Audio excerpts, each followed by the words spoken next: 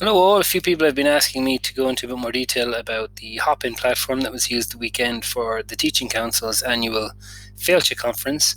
So I thought I'd give you a rundown and my impressions of the software.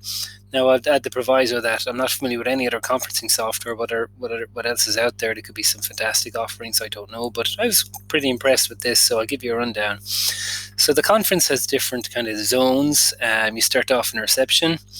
So while you're waiting for the conference to kick off, there's a chat, there's an option for polls, and there was polls being run about what you think about the conference going online, etc. You have a people tab then to see the other attendees. Every attendee has a profile there, and you can message them or you can ask them to go on for a chat, a webcam meetup, face to face. So there's that. So the main talks take place in the stage. The stage has its own chat. There's a general event chat as well, so you can tab between them. So on the stage, they had the keynotes like Mary Robinson, etc. And you had a chat associated with the stage, and they were pulling questions from the chat. So I thought it was neat, rather than having to go to a separate social media platform, that when presenters were moderating the stage, as it were, that they were taking the questions from the stage feed. I noticed some participants did get a bit confused at times, the difference between the event chat and the stage chat. Then after that, you had sessions. These were live sessions, so these were things like teach meets and leadership meets and research meets that were happening.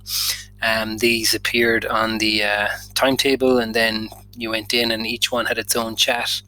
I noticed as well that the presenters had the option of inviting other people to present their camera screen if they needed to contribute. One of a funny one I thought was the networking feature. It kind of pairs you like chat roulette style, one-to-one with someone on a web and a video chat. So you just hit ready and then you're paired with a random attendee. Kind of interesting. I thought it might be a bit.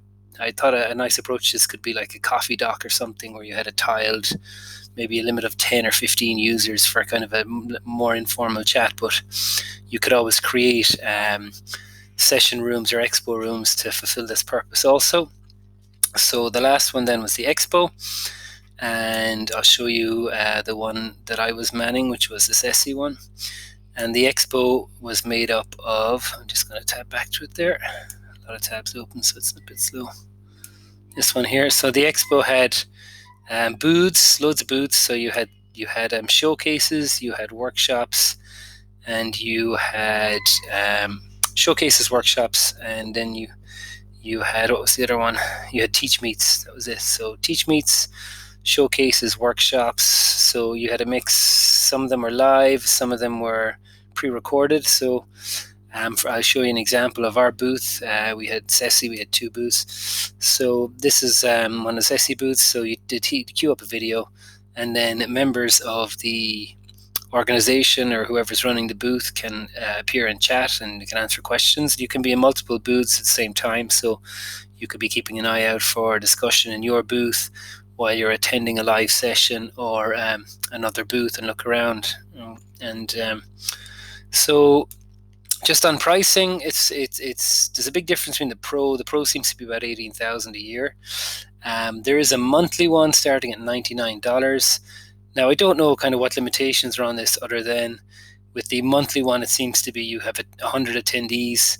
Any attendees over 100 for your events, you pay 50 cent. It's in US cent. Also, if you are charging for your event, with the monthly, you have to go through the Hopin platform, and that uses Stripe as its payment method. So there's a 7% to Hopin, or whatever Stripe take as their payment processing fee.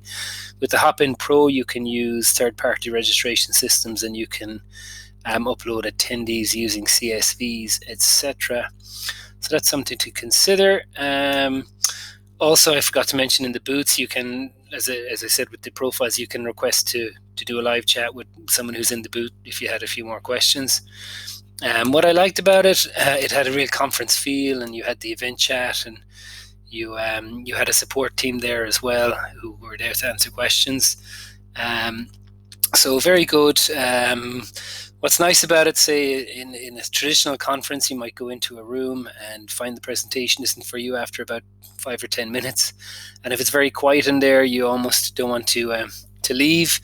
But with this approach, you could have multiple, and I had multiple sessions open, and you can sort of mute, and you can kind of get 5 minutes of one and pop in. So it's great for a multitasker, because you can be involved in numerous conversations at the same time. So for that reason, I think it was great. I wouldn't have been able to attend Féilte in person due to commitments here at home. So without this, I think it's a great model going forward if they could add this to a conference. I know that Hopin have a kind of a how-to guide on how to kind of blend your conference, or how to add this as an offline element or as an online element to a traditional conference as well.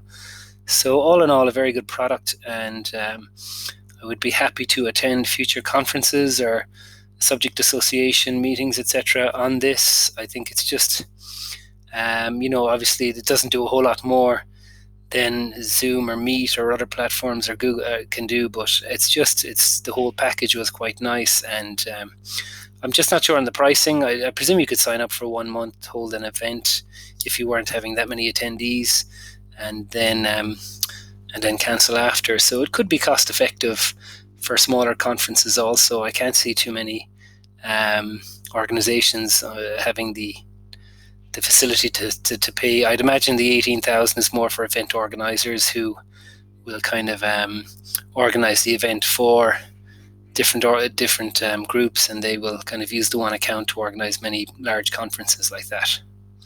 So let me know what you think.